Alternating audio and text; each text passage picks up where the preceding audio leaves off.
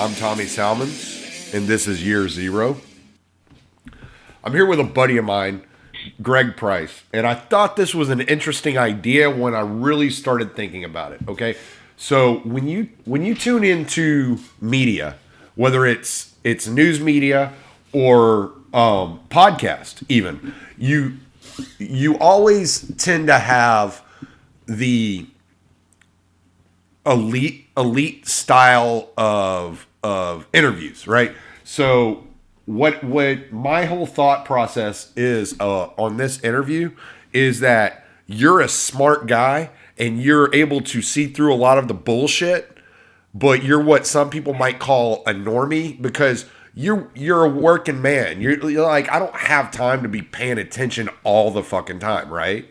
And you're like one of the types of people that's not represented in media, you know? And so I think it's a good idea to be able to hear from the average blue-collar guy, here's what I see, here's what I like, here's what I don't like, I think this is bullshit, you know, yada, yada, yada. So I think instead of taking a philosophical view, which is what I do a lot of times on my podcast, because of what I pay attention to, I thought it was like really a good idea to start giving a voice to people that are just living their lives and been like, man, I don't want to be fucking like all mixed in with and have to pay, you know, so much attention to shit. You know what I'm saying? Oh yeah. So that was like when you messaged me the other day and you're like, I'm still waiting to come on. I was like, yeah, let's talk about anarchism. And then I was like, wait a second. Why don't we just talk about what life is? Like, and how this whole idea of politics being all encompassing actually affects you on a day in and day out basis. Well, I really don't try and let the politics affect my day-to-day life. No? Just because of all the bullshit that's in it. Right. Yeah. I mean, from the politics standpoint, like they're talking about impeaching Trump and you know, holding people accountable. They still haven't held anybody accountable from the last administration for what they did. Exactly. And see, this is what like the media thinks they can pull wool over the average American's eyes by propagandizing them, right? Like, okay, so I read like 15 articles a fucking day, and I know details about shit, right? But you're just watching it from the outside looking in, and you're like, yeah, this is bullshit, dude. Well, like CNN, I don't watch CNN anymore just because they are so far left-leaning. The reason that Fox is doing as well as they are, albeit they are quite far to the right, they're not as far to the right as CNN is as to the left. You know what I mean? Right.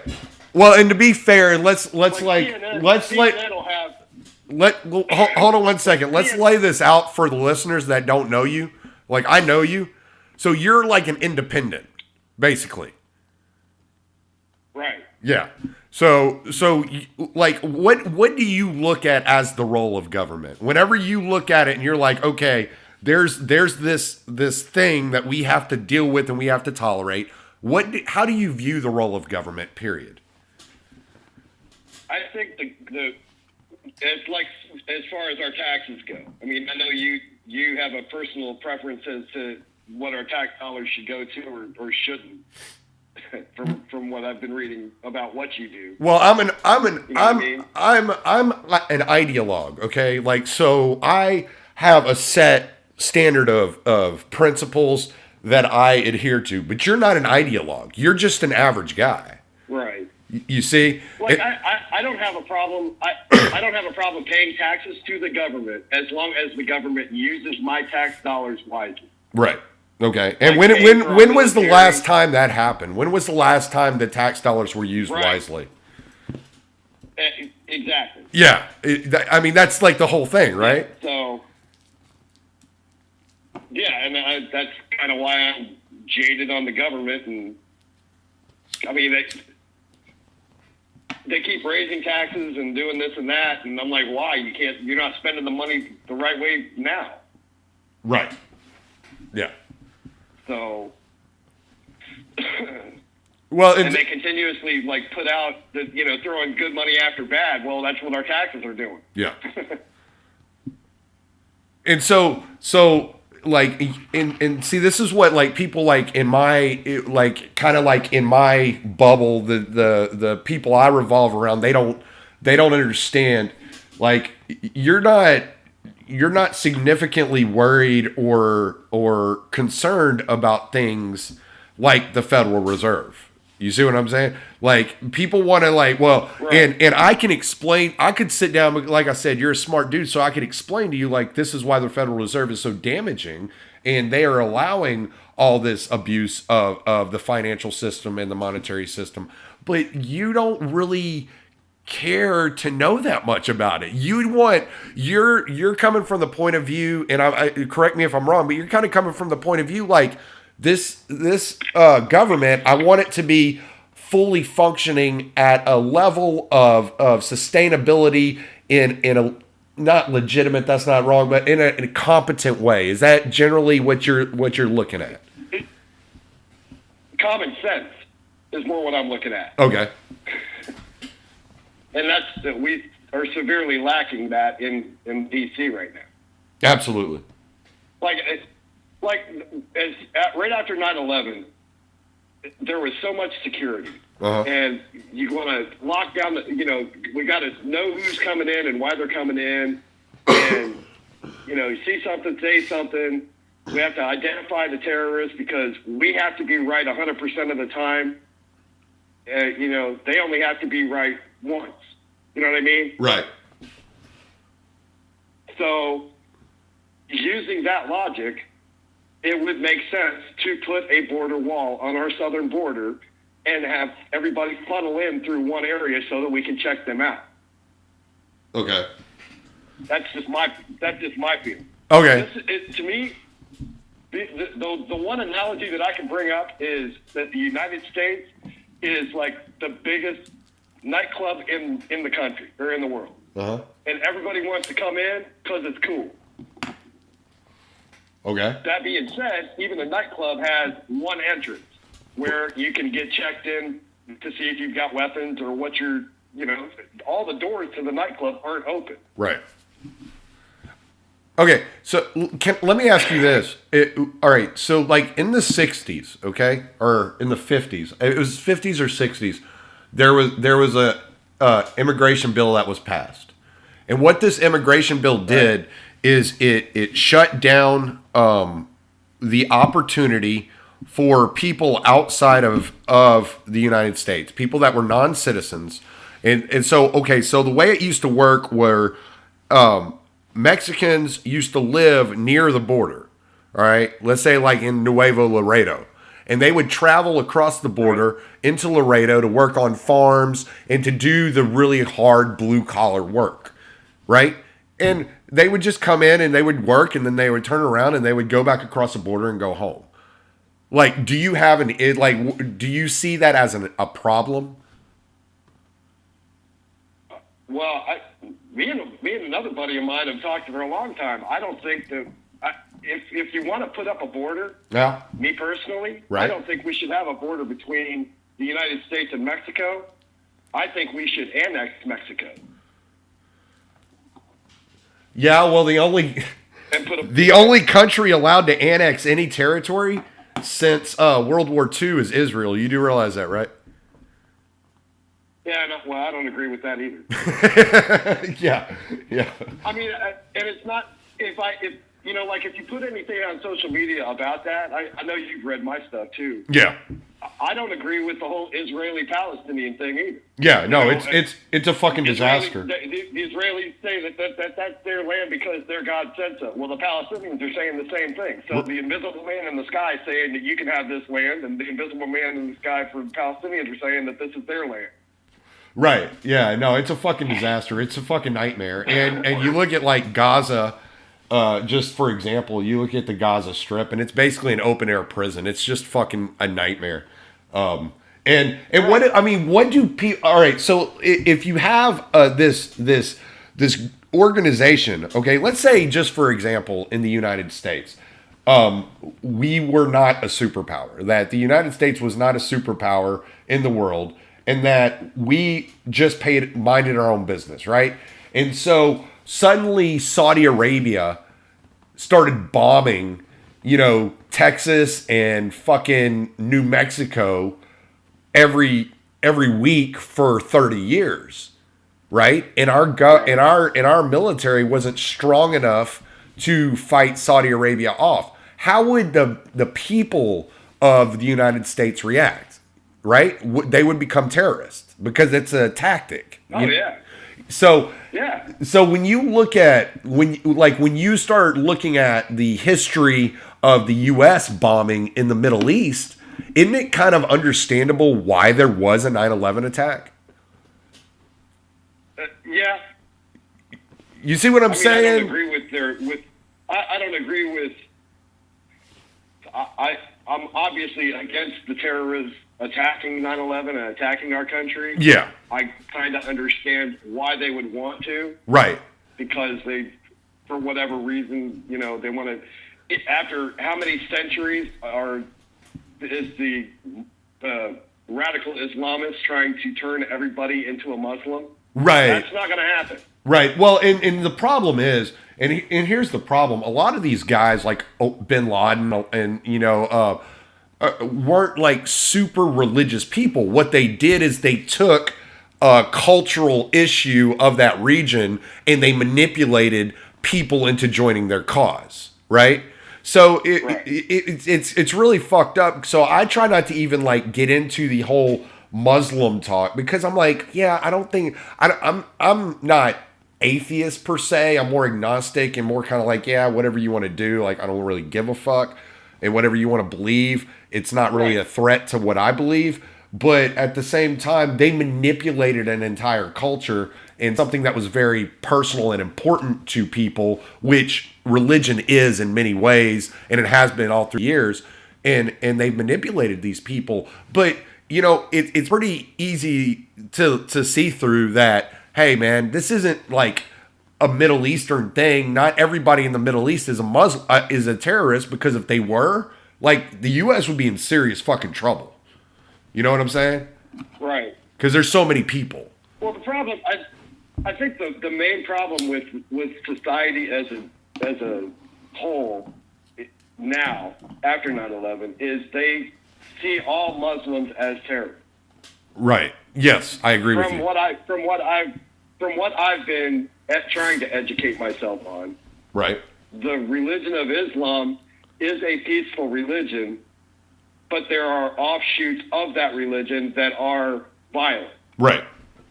But isn't that every religion? And that's what I was going to say. Like in the Christianity religion, I mean, how many people died from the Catholic religion during the Crusade? Right. Well, I mean, and just look at it in modern times. You don't even have to go back to the Crusades. I mean, how do you think that do you think that if Westboro Baptist Church had a large enough following, they would probably be a terrorist organization if they thought they could get away with it? Oh yeah. You see what I'm saying? I mean, that's the other thing. That was the other point that I was going to bring up. Like the Westboro Baptist Church isn't amalgamous with the rest of the Christianity. They're an offshoot and they've got their own ideas, and it's stupid, but yeah. And if they were any more than 40 people in a church, 40 fundamentalists in a church, they could probably potentially be dangerous. Oh yeah. If they ever had For sure. any amount of political power, I don't believe that they would fucking, peacefully go about their business and just say live and let live. They would be more likely very theocratic and probably, a Christian, I don't know what you would call it, but a Christian style Sharia law would be implemented if they had their way. Right. From what I can gather. Right. So I don't look. Yeah, I'm like you. I think it's and this is where like people and what you're onto something and what you're trying to say is people miss nuance nowadays. There's no nuance anymore. Everything's got to be binary. It's either black or white, and that's just not reality. That's not life. Right. Like I think the United States might look at what's going on in Israel and Palestine a little different if the Native Americans that are in the United States right now took up arms against the United States and started doing things against the government like the Palestinians are doing against the Israelis. Well, okay, so like the Native Americans that are in the lands right now that are on the reservations, right? For whatever reason, they're happy with their life and they don't want to cause problems. Well, they're not even happy with their life. If you look at it, if you look at the statistics, I'll push back just a little bit on that, and just statistically, the Native Americans per capita have the highest alcoholic and drug addiction rate in the United States. They're not they're not happy. But they've become nihilistic. You know what I'm saying? They're not making changes or doing anything extreme. They're just kind of like, what can we do? It was like Sitting Bull had his moment, and you had Custer's last battle and all this, and ever since then it's just kind of like, okay, we don't have a chance to reclaim our land and our property, So yeah, I mean, but I think if it were anybody but Israel, I mean, just look at the outrage. Look at the outrage over. How many years ago did? Go ahead. How many years ago did Leonard Peltier get put into prison? Oh Jesus, man! Now you're talking about something I'm not aware of. You have to educate me on this. What happened? Leonard Peltier. Okay. I think it was in the '60s, maybe the '70s. Tried to do a Sioux uprising in the Dakotas. Oh, really? To take back their land. Oh, okay. And the federal government came in and squashed it and arrested him and put him in prison. Well, I mean, and you look how the federal government reacts to any sort of any sort of rebellious activity in any way. I mean, you can look at what happened in Waco, with the Branch Davidian, and agree or disagree, these people were exercising freedom of religion. But the federal government looked at them as a threat because they were adhering to their own rules and regulations, and they didn't care about federal rules and regulations, right? And that's kind of like a Texas thing in itself, but you can even bring it even closer to today, even more modern. You had the Bundy Ranch standoff when the ranchers, stood off with the federal government and basically got their way. They actually beat the government. Right. And, so you do have these little kind of rebellious tendencies in American society amongst people, because inherent in the American thought experiment and the mindset of America, no matter how much you're taught throughout your schooling to kind of worship at the foot of the state, you still have this. There's still this understanding that America is full of rebels, and there's everybody has a line that if the government crosses this line, they'll stand up and say, yeah, nope. And that's part of the great thing about American culture and actually the Second Amendment that allows us to stand off with the government, and it doesn't always end well. Right. I mean, you could have a Ruby Ridge, or you could have a peaceful solution, like in the Bundy standoff. You know what I'm saying?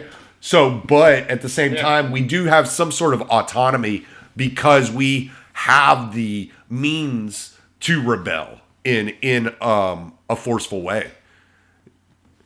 Right. And all right. Just out of curiosity, I mean, do you happen to know how many Native Americans are on the lands right now?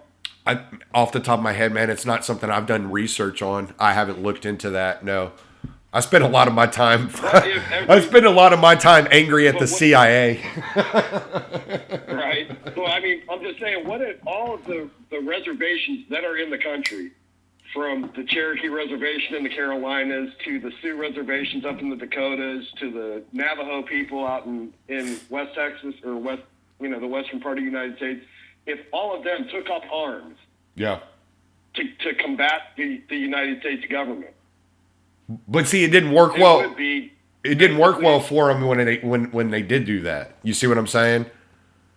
And this is what Beatrix and I were just having this conversation because she's been around Thanksgiving. She was posting about Native Americans and stuff like that. I'm sure you saw this on Facebook. I saw that. Okay, so like this is something that her and I had talked about. Like, this was government programs, right? This wasn't your average people. Right. This was the state. This was the state coming in and trying to squash off an autonomous people. And they signed all these treaties and they gave them these territories, but they broke all these treaties. I mean, if you go into Oklahoma, you're a truck driver. So when you drive through Oklahoma, it's almost like the entire state feels like a reservation. You're going from one reservation to another reservation to another, like throughout the entire state of Oklahoma. Yep. You know, Yep. so it's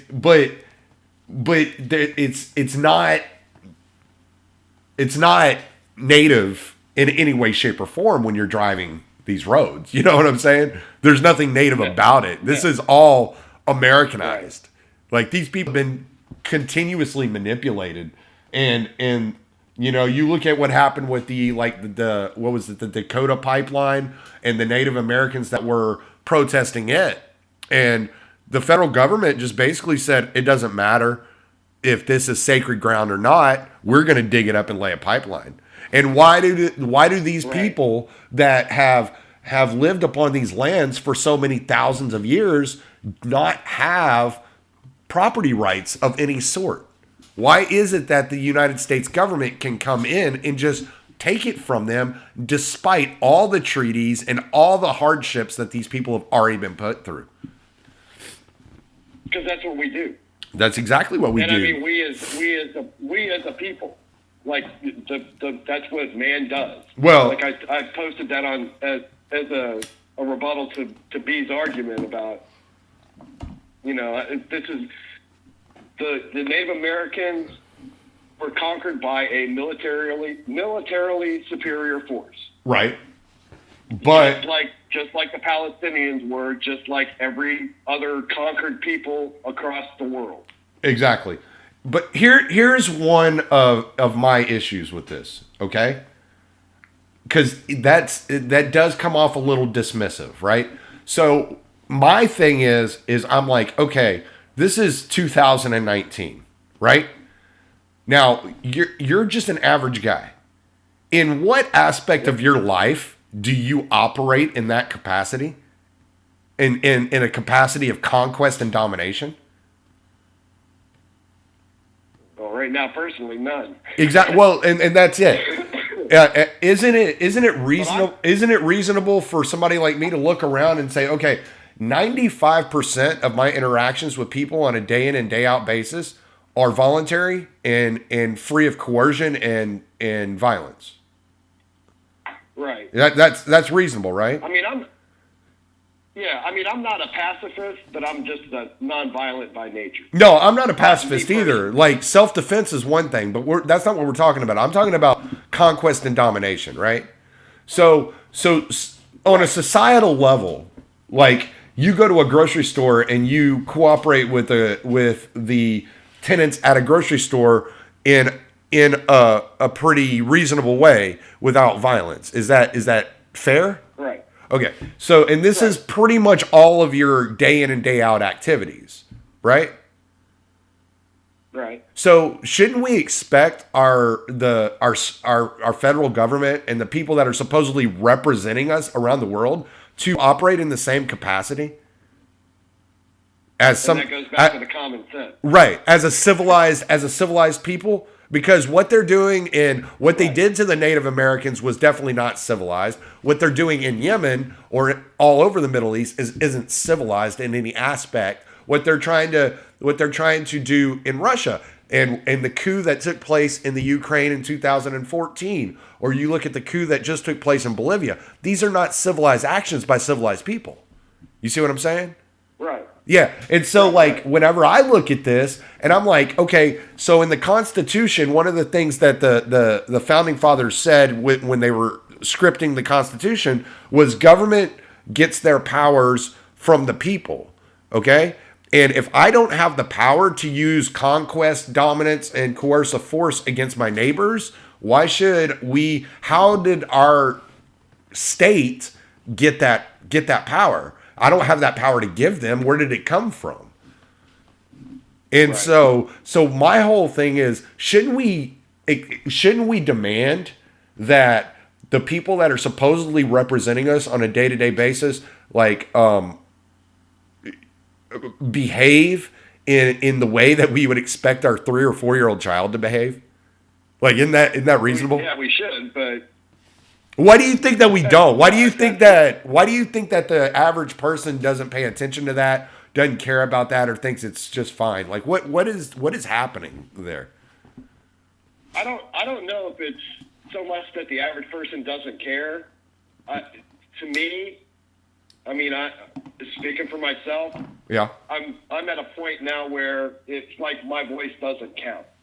You know what I mean? Right. Like I can get on the rooftop and scream top of my lungs about how bad the government is. Nobody's going to listen. Nobody's going to care. Nobody's going to change. Okay. And do you think that was like how much of that idea and how much of that thought process that average people have is the reason that Donald Trump got elected? Oh, absolutely. Here's as far as the state of the presidency right now. Yeah. Like, there were so many people that voted for Jill Stein. Uh-huh.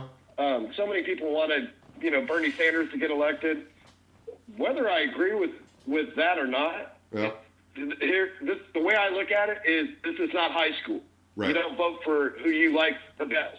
You vote for the person who has the best chance of being president. Whether you like them or not, you look on a sheet, see how they more comport to what you think and how you want things done. Okay.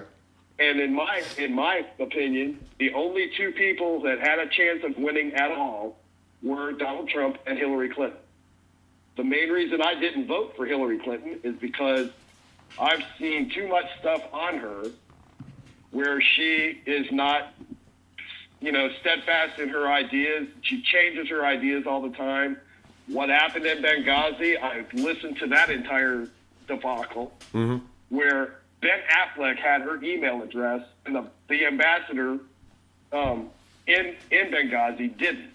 Right. How does Ben Affleck get Hillary Clinton's email and he doesn't? Right. And he's under fire. And then that whole thing where four people got killed because of their incompetence, and I'm going to let her run the government? I don't think so. Yeah. At least Donald Trump, whether you agree with him or not, he stands by what he's.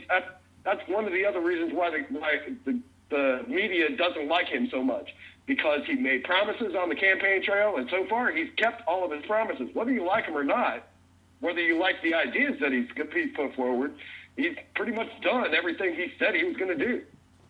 Yeah.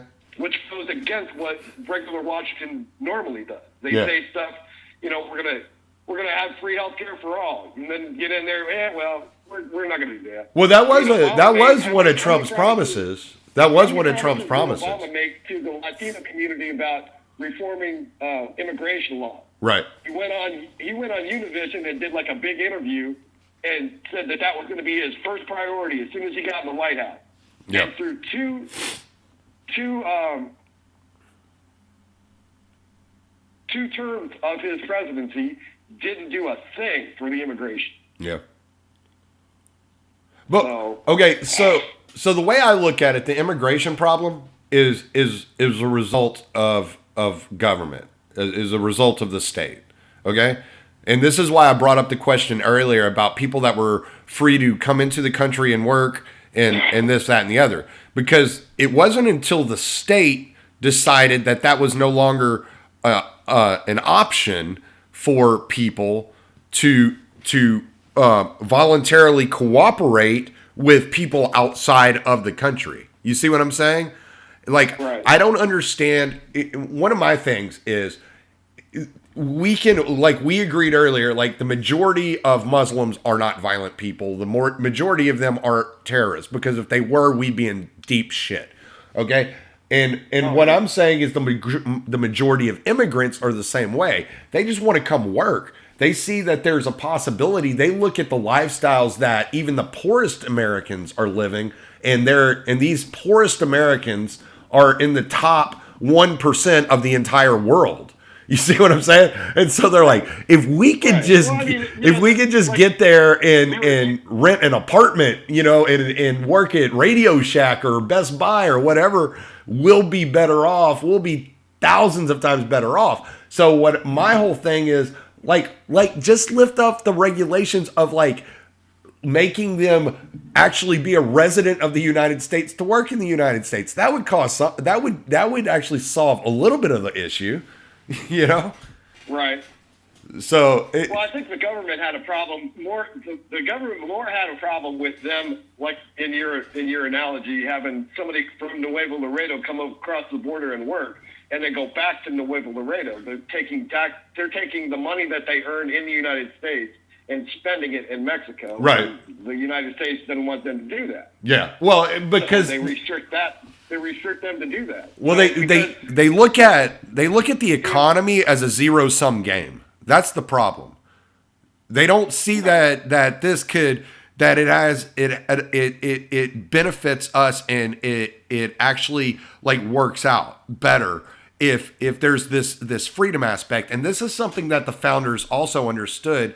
And when you look at the Declaration of Independence, it says all men are created equal. It doesn't say Americans are created equal. It says all men around the world. Like all men are autonomous creatures, and they are created equally. Now, like however you want to interpret created, like whatever, that's fine. I'm not here to get into that. But don't you think that there would potentially, instead of like that these people want to continue the cycle of the money within the borders of this government for their own benefit and not for the benefit of the American people? Doesn't it appear that way? Yeah. Well, the whole reason that they come across the border and work and then go back to Mexico is because the American dollar is so much more valuable in Mexico than it is because of the monetary system in Mexico. Right. I agree with you. I agree there. There is that aspect, but there's also the aspect that people don't like to be. But isn't it true that people don't really like to be rooted up from their homes? You see what I'm saying? They live in Mexico in a specific type of culture, living a specific type of way. It like people don't want to be uprooted from their homes. You know what I'm saying? So, but if their best, like if your best job was across the border in Pennsylvania, it doesn't mean that you would necessarily move to Pennsylvania because you love Ohio. You see what I'm saying? But if your best opportunity for work is in Pennsylvania, you would travel across that border, not hurting anybody, to go and work and then come back to Ohio every evening. And why is that a problem? That doesn't hurt anyone. Right. You see what I'm saying? And so this is why this is kind of like what my whole argument is against the whole immigration debate. It's like whenever Beatrix's dad came and visited us and he stayed with us for 6 months, who did he hurt? He hurt nobody. Nobody even, unless you were involved with us on a daily basis, or somewhere around us, or we came and visited, you didn't even know there was an immigrant that stayed at our house. You know what I'm saying? And so, like, this was like, to me, it was like, whose business is it? I'm taking care of him. Nobody cares. Like, nobody knows what's going on. Well, I think like the biggest problem that I see with immigration right now, is the enticement of the benefits. Right. Okay, I can see that. Like the state of California is bankrupt, and yet they're wanting immigrants to come over in droves on the southern border, so that they can give them free stuff, so they can go into more bankrupt. You know what I mean? So they can go into more debt. Right. But that's not every state. Why they would want to do that. But that's not every state. I mean, obviously, California has some serious issues with the size of their government and the amount of benefits they hand out to people. I mean, they've caused all kinds of issues when you look at the homeless crisis there and this, that, and the other. But that's obviously not every state. I mean, the state of Texas, it's actually pretty difficult to get benefits here in Texas. It should be. Well, yeah, no, and I absolutely agree, and I'm just speaking from experience. In 2005, I was bringing home $180 a week. That's what me, my wife, and excuse me, I gotta sneeze. Excuse me. Myself, my wife, and 2 kids were living on $180 a week, and we could not get benefits in the state of Texas, right? Because they said I earned too much money. And the reason was like half of my paycheck was going to paying child support.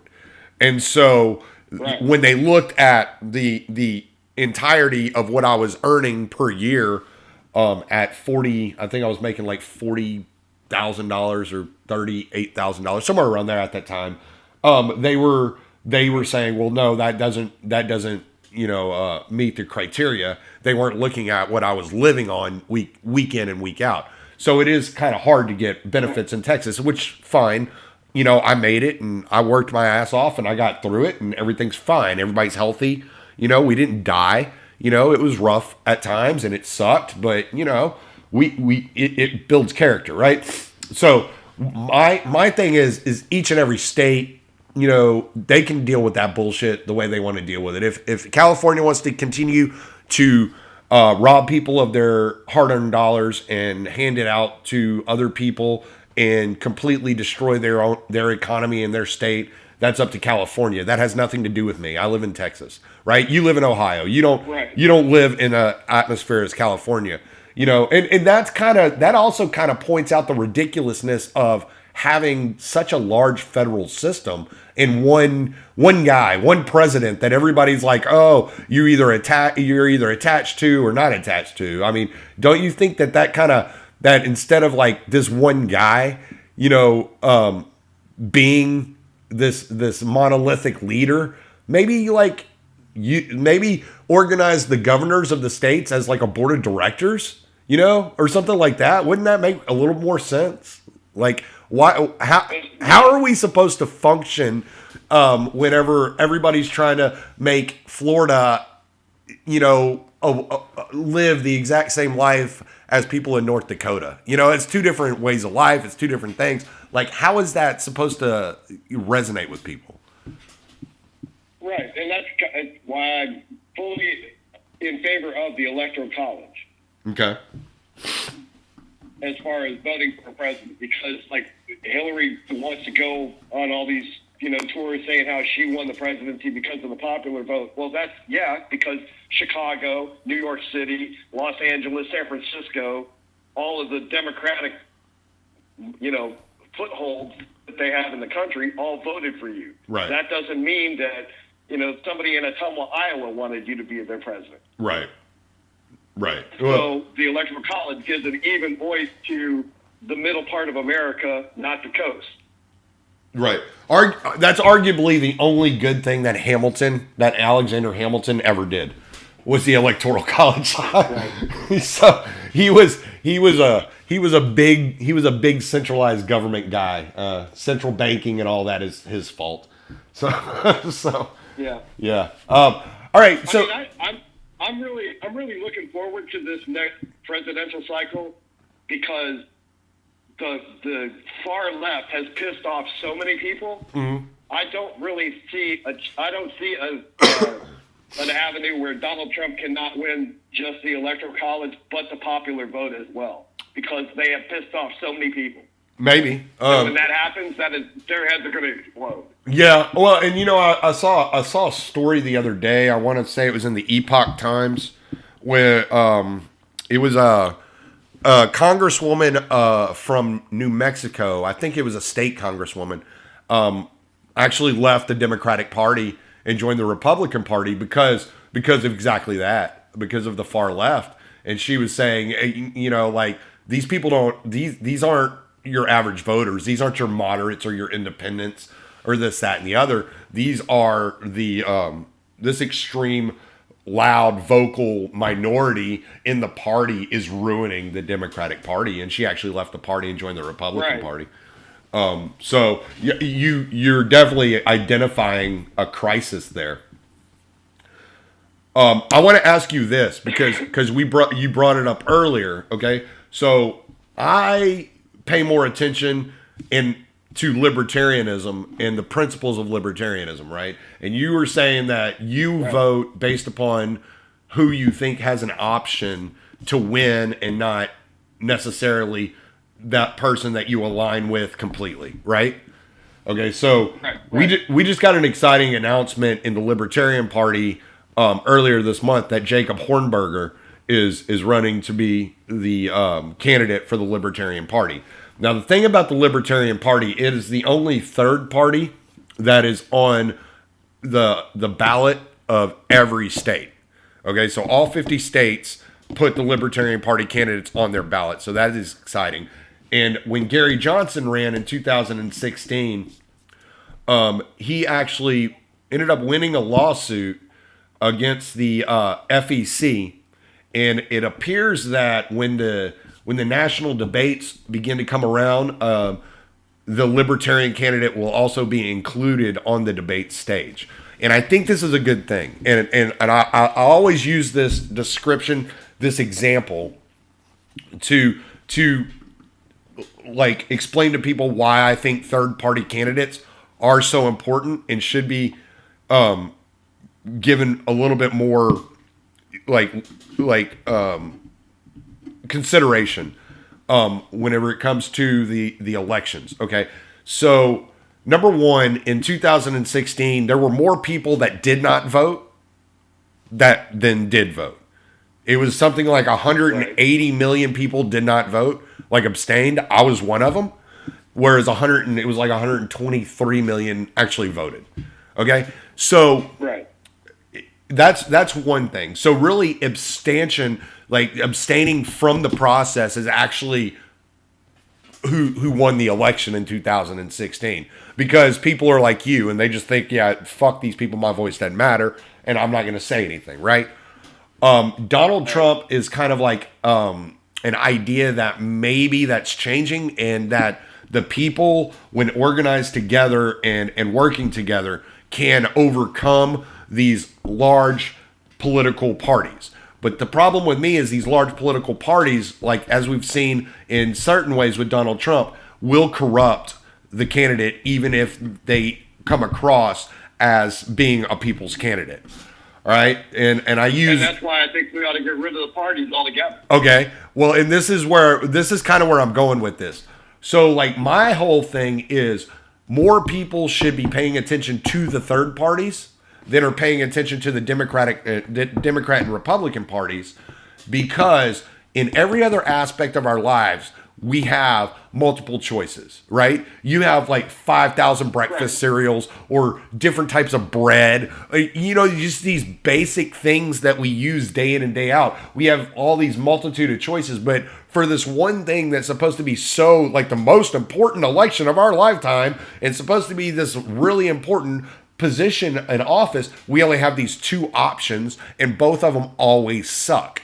So what would it take to attract somebody like you to a third party and to start advocating for that third party run whenever when it comes around to the national campaign.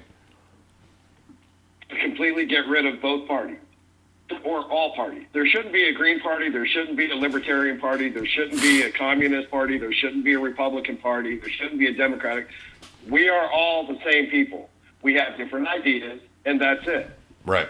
Don't put yourself in a Democratic box or a Libertarian box or a Republican box. I knew, with the impeachment thing that's going on right now, in the House, it was strictly divided by party line. Mm-hmm.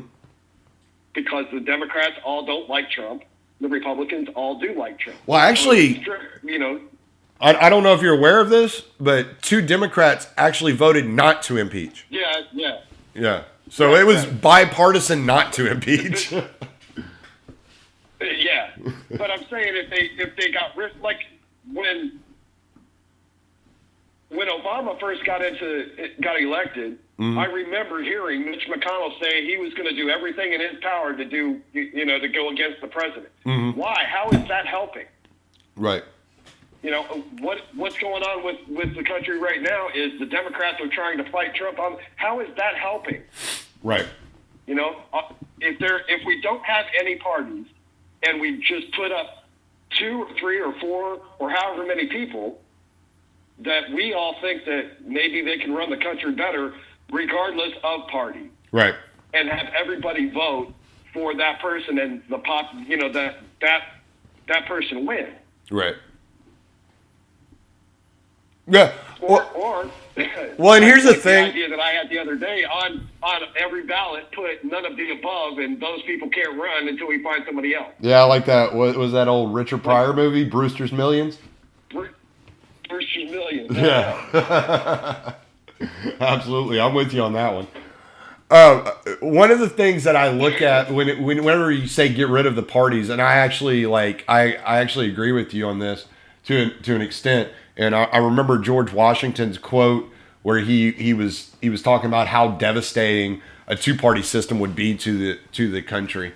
And one of the things one of the reasons that they do the political parties is because people like to identify in tribes of some sort, and it makes it easy for people that don't pay a whole lot of attention to politics or to what's going on in the day in and day outs of politics and the geopolitical strategies and this, that, and the other, that they can just look at a ballot without knowing anything about any candidate and say, oh, that's my guy. Because he's got the right label next to his name. Because he's got a D or an R next to it. Exactly. And that's kind of why I push the third party.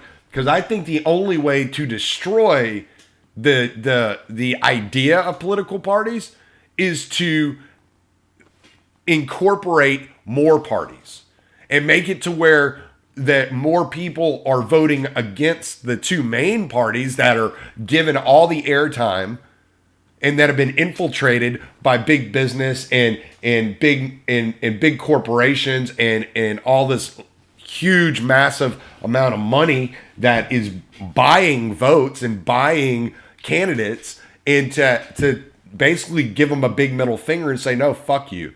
And I think it was in 2016. But the money aspect really isn't a part of it either, though. Because didn't Hillary Clinton's campaign against Trump, didn't she outspend him by twice as much or 3 times as much? Yeah, but you got to look at the super PACs and stuff too. Campaign wise, yes, she did. She spent something like $2 billion or something like that during the campaign, and I think Trump spent $250 million or something like that. But but the reason Trump here, if you think about it, though, the way that Trump, the reason he didn't have to spend money is because he made such outlandish claims and did so many things that he was on all the news channels. So he got free publicity throughout his entire campaign. Right, absolutely. Stupid shit he was saying. Yeah, well, and he's funny. He's funny, like no doubt about it. I don't like Trump. I don't like his policies. I think he's dangerous. to the idea of liberty, which is what the idea that the entire country was founded on. But he's a funny dude. Like, I can't help but watch sometimes and just be like, this guy's fucking hilarious, man. Like people will vote for him because they like him. Like when he just went to Bagram Air Base for Thanksgiving. Yeah. Did you read about that? I did not. The last thing I read about was this fucking meme with Trump's head on Sylvester Stallone's body that everybody's going fucking ballistic about. And I'm like, this is fucking funny, man. Just calm down. So for Thanksgiving, Trump went to Bagram Air Base for the troops. Yeah. All right. Completely stealth. Didn't let anybody know. A few of the news people knew about it, but they had to be sworn to secrecy to where only their editor and themselves knew where they were going and when they were going, and it was a last-minute thing. Right. While they're in the air on the way over to Saudi Arabia or to Afghanistan, the Trump people are tweeting out, the motorcade's leaving, we're going to go play golf, and the news went crazy. This is what's going on in the world, and he's going to play golf. And he suckered every one of them. It's like, you guys are stupid. He'll throw a hook in the water, and they take that bait every time. Yeah, I mean, they hate him so much. He's what's been known as, a lot of people have been calling him like the troll in chief, man, because he just trolls the fuck out of these people. And it's hilarious. It is. And I try to explain to people that I know that like hate Trump and that are on the left. I try to explain to them. I'm like, the more outraged you get, the more his supporters actually cling to him because they think it's hilarious that you're outraged. Like, they're laughing at you, not with you. Yeah. Yeah. So it's a special time, man. I just kind of look at it and I'm just like, oh, you people just don't understand. I'm really getting tired of all the stupid catchphrases. This is the most important election of our lifetime. Well, they say that. It's been the most important election of our lifetime the last, 10 elections. My whole lifetime. The most important election of our lifetime. My entire lifetime has been the most important election of our lifetime. Right. Yeah. That's such bullshit. The other one that's killing me, the other catchphrase that's killing me is, well, we want to preserve our future for our children and our grandchildren. You know what, Nancy Pelosi? Your children and your grandchildren are going to do just fine. I'm worried about mine. Right. Well, and these same people that are saying that have run up a $23 trillion debt that our children and grandchildren are going to be expected to pay. Right? Because nobody understands like the value of delayed gratification anymore. Now everything has to be delivered today, and they can pay for it in 30 years. Right? When we're all long gone, we'll all be dead, so it's not going to affect us any. Like whatever, man. Right.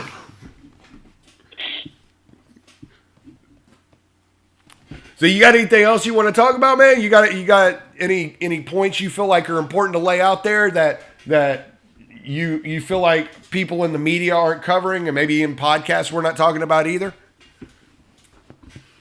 Well, I'm not up on the podcast thing. Yeah. I don't know how much of a media outlet I could get to, but I think everybody should just chill the fuck out. Stop lying all the goddamn time. Like, dude, you turn on if I like I was saying before, if I put on Fox News, as bad as they are to the right, at least whenever they have a debate on there, they have a Republican side and a Democratic side. Right. And they both put out both points. If you turn on CNN, there isn't another side. Everybody's Democrat. Right. Yeah. No. CNN puts on doesn't like Trump at all, and they couldn't give two shits about him. At least on Fox, they've got one person that is for Trump and one person that's against it, and they have a coherent debate. Well, and it's so ridiculous too Whether because I agree with what they have to say or not. I mean, well, here's something that you may not even noticed, but like if you remember, like when we were growing up, it was always the left that was like anti-war, right? They were like, yeah, we need to stop doing this immoral shit overseas in different countries. And when Obama took office, that entire anti-war movement just stopped. They just stopped talking about it. And now when Trump's in office and he'll say something that's non-interventionist and he's like, yeah, well, maybe we shouldn't be fucking, involved in all these goddamn countries. Maybe we shouldn't be expanding NATO to the borders of Russia. These people turn into fucking chicken hawks, man. They're like, no, we got to kill them all. We got to kill them all. I mean, I'm like, what the fuck is going on, man? We're an upside down world. One question that keeps popping into my head. Yeah. That I can yet to get an answer from. Maybe you can elaborate. I don't know if you can. What benefits us to provide any security for the Ukraine as far as a national security standpoint? How does the Ukraine protecting the Ukraine? How does that affect the United States? Okay, well, I've been doing a lot of research on this, man. I've been doing a lot of research and a lot of work to figure out what the fuck is going on. So I'm going to give you a really short answer because I got a podcast I'm going to be recording this week about this entire subject. It might turn into a couple of podcasts because it's a lot of fucking information. But here's the general concept, okay? The general concept was during the Cold War, the Soviet Union, Russia in particular, was a secondary superpower to America, and they were a threat to American interests. And when I say interests, I'm not talking about national security interests. I'm talking about business interests. Okay, if you look back at the history of the CIA and most of the interventions in other countries, it always traces back to corporations and business interests. Okay, so like we can trace that all the way back to 1953 in Iran, right? And trying to take control of the Iranian oil. And why we have such tensions with Iran today is all based on the coup that took place in 1953. So when you look at like what happened after the Cold War, there was no more competition. Okay, like the Soviet Union completely collapsed. There was no more competition for superpowerdom. Now, in business, like you can look around in business and you can like understand like, okay, competition, keeps business honest. Business is honest, right? They keep prices down. They're competing. So if somebody lowers their price, this company's got to either provide a better quality for a higher price or they're going to have to lower their price as well. There's always this competition, this kind of back and forth with business. Well, that was kind of what you were looking at, in the world whenever there were multiple superpowers. There was always this kind of like balancing act that you had to take place. So you never had like a Napoleon or a Genghis Khan that was able to just run roughshod and empire all over the world because you had these multiple, you had these multiple tiers of people that were kind of keeping each other in check, right? Well, when the Soviet Union collapsed, that all went away. There was no more competition in the marketplace, so to speak. Okay, so what the United States decided, and Zbigniew Brzezinski, who was the national security advisor for Carter in the 70s, actually wrote a book on this, and I've been talking to Scott Horton, who's a foreign policy expert, about this exact idea. So what he wrote in this book is called The Grand Chessboard, and he writes all about geostrategy and geopolitics and the spreading of American hegemony, right?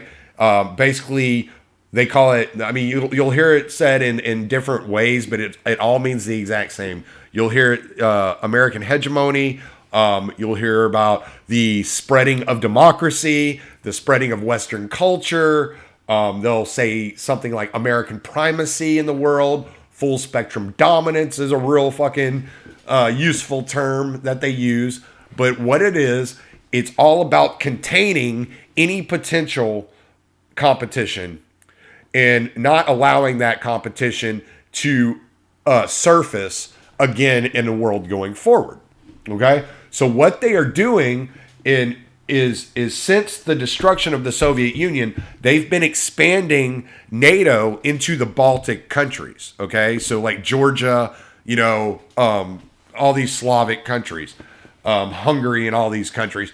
I think I just read the other day that they were bringing Montenegro in, which basically means since we have an alliance with Montenegro, if anybody ever attacks Montenegro, we got to go to war for Montenegro for whatever reason, because they're such a geostrategic fucking ally now because of their location. And it has nothing to do with anything they actually offer us other than a place where we can, set up bases and contain Russia. So Ukraine is a huge strategic point because of their how close they are to Russia. Well, not only that, Russia has this age-old naval base that gives them access to the Black Sea in Crimea, which is why Russia went in there after the United States had organized a coup in Ukraine in 2014. Russia turned around and said, okay, fine, Crimea's ours then. Fuck y'all. We're not playing this game with you. You're not going to fucking push us out of our only, access to the Black Sea in this naval base that has been there for, 50, 60 years. So what they're doing is they're using the Ukraine to contain Russia primacy. And so they're trying to cut off any kind of trade and economic stability that Russia might have with Western Europe by utilizing Ukraine and Ukrainian business interests. Do you see what I'm saying? So it's all about it's all about dominance by the United States and cutting out competition. It's the equivalent of Hilton and Marriott and Hotel and Motel 6 getting together and telling Congress that they want stricter regulations on the hotel and motel industry because they want to shut down bed and breakfast around the nation. It's the exact same type of thing. Right.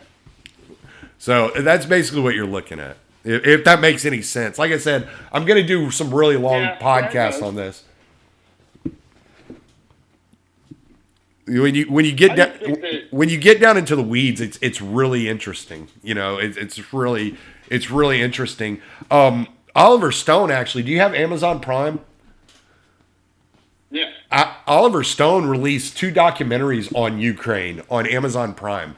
Very, very interesting and informative. If you get a chance to go, just check them out. One of them is called Ukraine on Fire, which talks about the history of the Ukraine. And it talks about the coup in 2014, and then the other one is called Revealing Ukraine, and they're both really interesting documentaries. And the Revealing in Ukraine touches a little bit on the Hunter Biden scandal, but this was before it was a scandal. I remember hearing about this story. I remember hearing this Hunter Biden story in 2016 and 17. And I had told some friends of mine who are Democrats, I'm like, this Biden thing looks damaging. Because I had remembered hearing about it, I was reading it back then saying, wow, this looks shady as shit, So, and back then, I don't see how anybody can look at that whole situation and not see that it's shady. Right. Well, it's not against the law, but it's shady as fuck. Oh yeah. And back then, this was still during the election. This was still during the Hillary-Trump election, and all these people agreed with me. All these Democrats agreed with me. Yeah, man, that doesn't look good at all. I don't know what Hunter Biden and Joe Biden were doing behind Obama's back, but that doesn't look good at all. You know what I'm saying? And so they agreed back then. I mean, Hunter Biden was doing basically the same thing for Joe Biden that Bill Clinton was doing for Hillary Clinton. Yeah. Which is why when she didn't get elected president, the Clinton Foundation, all of their money that they got put in basically dried up because she was no longer in a position to help any of the foreign investors. Right. Well, and these same people, all right, so you have these people, these groups of people that were like, oh, Hillary Clinton obviously rigged the DNC primary against Bernie Sanders and stole the candidacy from Bernie Sanders in 2016. And then you point out, well, look at, she was also doing this in the actual national campaign against Trump when you look at what was going on in the Ukraine. And they're like, oh, no. All 16 intelligence agencies say that's false. Well, yeah, all 16 intelligence agencies also told us there were weapons of mass destruction in Iraq. You know? Right. So, like, they're going to say what benefits them. They don't give a shit about the truth at all. Right. They don't care. Right. So, yeah, no, I agree with you. And you know, like, this is why I thought it was so interesting to talk to you, because, like, you're not going spending, 10 to 12 hours a day reading up on all this stuff like a lot of us are, or like some of us are. But you can see through all the bullshit. It's like, this is fucking transparent as fuck. It's like, it goes back to exactly what I was saying before. It's common sense. You cannot look at what fucking Hunter Biden did and say, yeah, that's wrong. Yeah. And what Joe Biden was on a telecast. I don't even remember doing an interview and saying, yeah, I held up the money until they got rid of the prosecutor. Yeah, what? That was Isn't that what you're going against Trump for doing right now? Yep, and that was what you actually said it. Yeah, what that was he was giving a speech in front of the Council of Foreign Relations, and said that he said something. I don't know the exact quote, but it was like, we were going to give Ukraine $1 billion in aid, and I told them that they wouldn't get that money until they fired this prosecutor, and that they had 6 hours until my plane left to make it happen, or they weren't getting the money. And they were like, well, you can't do that. And I'm like, and he was like, call Obama and see what he says. And sure enough, like, he was about to get on the plane, and they had fired Shokin, so they turned around and released that $1 billion to Ukraine. Yeah, you're absolutely right. Right. Yeah, I mean, so this whole impeachment thing is going to backfire in the Democrats. Yeah. I've read the transcript of what Trump did, and I can hear his voice in my head. I can hear him talking to this guy on the phone. Right. And, how he says things and what he does, the Democrats and the left take it too literally when he's not being literal. Like, yeah, I heard some stuff about the Bidens, and they're like, oh, he wants to investigate a political opponent. No, he wants to investigate the corruption, and it just so happens that the Bidens were involved. Right. And if Joe Biden wasn't running for president, would it be okay for him to ask for an investigation? Like, is that what the standard is? Yeah. So if he would have said I believe there was corruption from the Obama administration, would you mind looking at this, because some of this stuff looks kind of shady? If he would have used that language instead, right? Like, would that be different? Well, but they would have turned it on. The left would have then said, well, by investigating the Obama administration, he's talking about Joe Biden. Right. I heard somebody. Joe Biden to be a threat. I don't know. The other thing that is really frustrating me is the media, how they keep putting up, this poll says this poll says that. The United States, or the American people don't like Trump, and this poll has Joe Biden winning against Trump in this state. This poll has, blah, blah, blah. Didn't you fucking people look at the polls the last time saying how Hillary Clinton was going to fucking win? Are you going to stop listening to the polls? Well, yeah. Here's something that I thought you made me think of. There was there was a guy, and I just wanted to get this out before I forgot it, because there was a guy, I can't remember who it was that said it. He said that Trump supporters take Trump seriously but not literally, and Democrats take Trump literally but not seriously. And I thought that was a perfect way of explaining it. But yeah, no, you're right with the polls. The polls you can get a poll skewed in any which way. And the funny thing is that if you look back at the 2016 election, they were holding back a lot of the polls, and they were only releasing specific polls. They were holding back a lot of them because they were showing that the election was going to be close. And a lot of people knew that the election was going to be close. And what they were trying to do was manipulate the American thought, the American people, into not going to the polls for Trump and showing up to the polls for Clinton. All right. So, like, if they showed that there was no use in going and voting for Trump and that, then you just wouldn't even show up. But it backfired on them because there have been some studies that were done that said, hey, look, if they wouldn't have been manipulating these polls and would have just would have been honest, it's very possible Hillary Clinton would have turned out a much better, vote total and been able to win the election. But they had this false sense of security. And so they didn't go where all the Trump supporters are like, no, we're going to fight for this. You're going to have to beat us. And I think they underestimated the fight that a lot of these people had in their hearts and in their, the willingness to say, you're going to have to take it. You're going to have to literally take it from our cold, dead fingers. You know what I'm saying?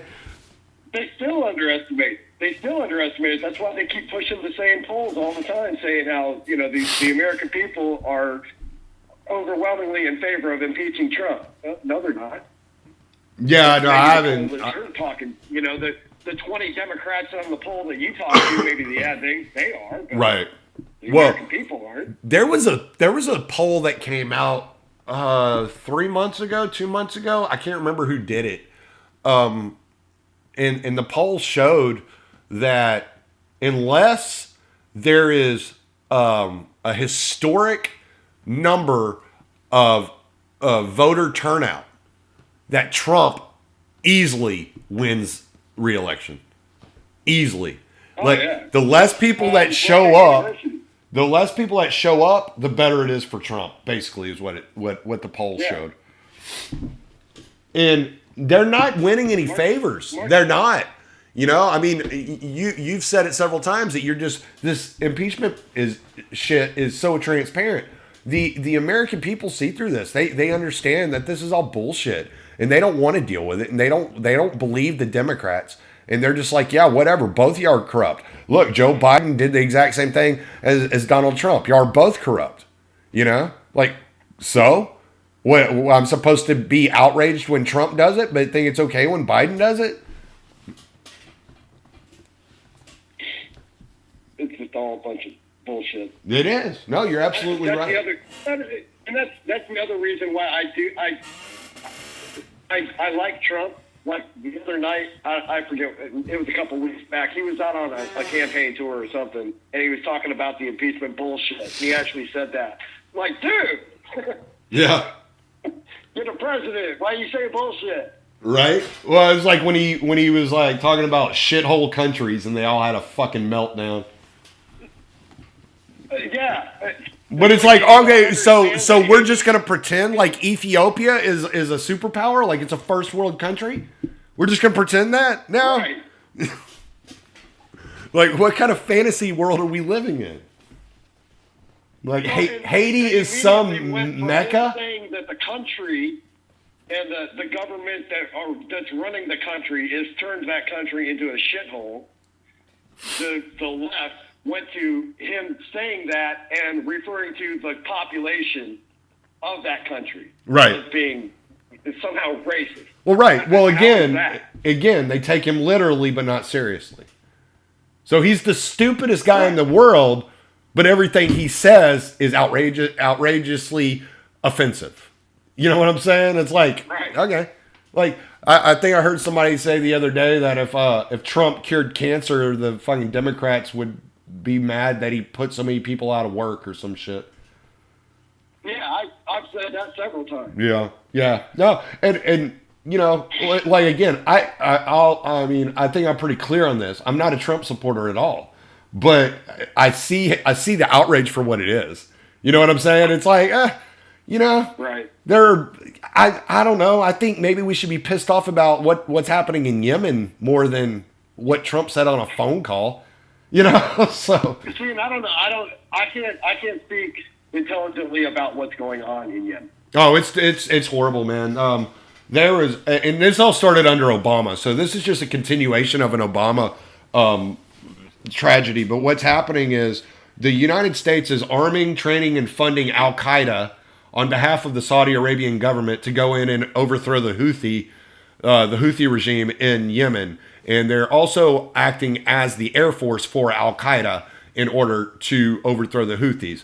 Okay, so basically what it is. And the Houthi rebels are funded by the Iranians. To an extent, not since the blockade's been put down. And see, here's the thing: what Iran was actually sending to the Houthi rebels was food and healthcare needs, like medicine and shit like that.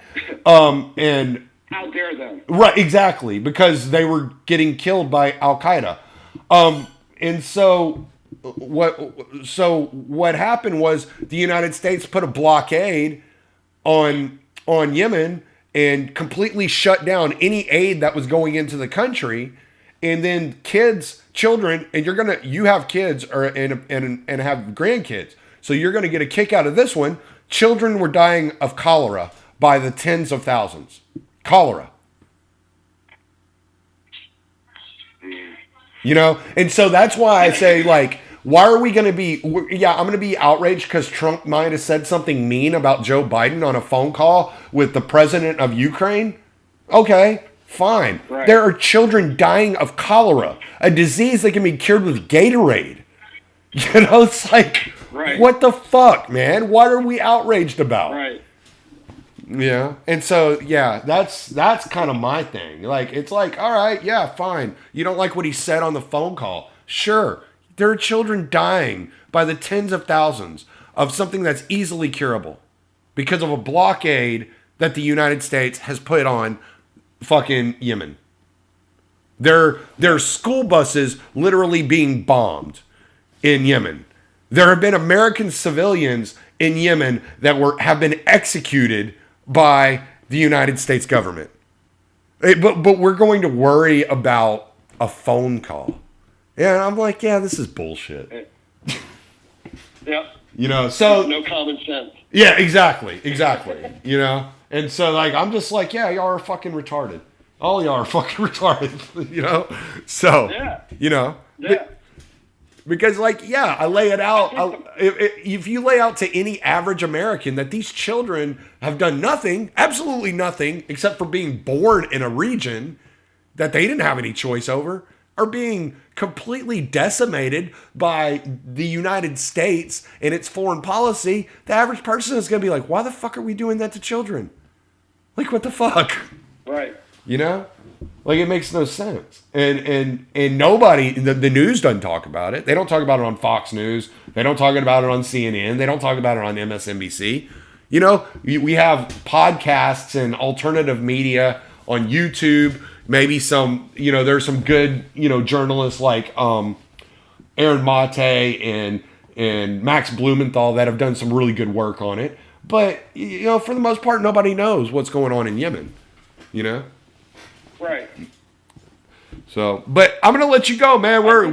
We've run over an hour. Cool. Yeah. Finish your thought before I shut it down. Finish your thought that you were just going to say before I shut it down. Well, I was going to say, like with AOC, as young as she is, she's got good ideas. Ideas. She wants us to live in a Star Trek utopian society where everybody takes care of everybody else. And right. I get it. Right. That would be a perfect world to live in. Right. But we don't live in that perfect world. Right. We're always going to have conflict. Everybody is not going to like everybody else. And her ideas are just that, ideas. Right. And until everybody can get on the same page to take care of one another and to look out for everybody else and not care about the almighty dollar and who's living where and who's doing what and who's got more of this than that, and just let people live how they want to live, and we're just going to keep having the same bullshit going on in the world. Right. I actually have a rule when it comes to that type of deal, and my rule is, because the United States foreign policy is what the United States foreign policy is. And like we were talking about earlier, we go through our daily lives interacting with people voluntarily, and we're not, attempting to conquest, dominate, or or use violence against these people, 90% of, 95, 98% of the time. This is just day in and day out. This is how people live, do unto others as you would have them do unto you type of deal, right? And so, like, my number one rule is I will never spread propaganda that furthers the foreign policy of the United States empire. I will never do that. So even if Assad is the worst dictator in the world, I will never speak badly of Assad because it furthers the U.S. intervention in Syria. You see what I'm saying? And so my entire goal, whenever I talk to people, it's like, look, I'm not trying to whitewash any other country, okay? But it is up to us to hold this country that is representing us around the world to account for what they are doing to people around the world. And what they are doing to people around the world is horrible. And I will never spread any lies or propaganda that furthers the violence and devastation and conquest that the United States government is spreading around the world. So that's kind of the approach I always take. So it may come across like, oh, well, you hate America. No, I don't hate America. I hate the fucking government. That's what I hate. I don't hate America. There's a big difference. Exactly. The average person in America would never dream of doing half the things, even, a third or a fucking billionth of the things that have been done in their name, by the United States government. And that's the kind of like that's the approach I take. So sometimes it comes across like I'm being really harsh and I'm being a total dick and I hate the country. And it's like, no, that's not what I'm doing at all. What I'm doing is I'm holding to account the state that operates on oppression and conquest and dominance and violence all across this world, even in its own borders, and I'm holding them to account, and I'm calling for the American people to say, hey, look, you have to start representing us in a civil way around this world, in the exact same type of way that I would be doing business with the people of this country. You know what I'm saying? And that's kind of the way I look at it. Yeah. But all right, man. Any final thoughts? We're gonna shut this down. No, I'm good. All right, Bubba. It was a lot of fun. Thanks for taking me. Say hi to B for me. I will. And you have a good afternoon. And we'll chat with you later. All right. All right, man. All right, bye. Late.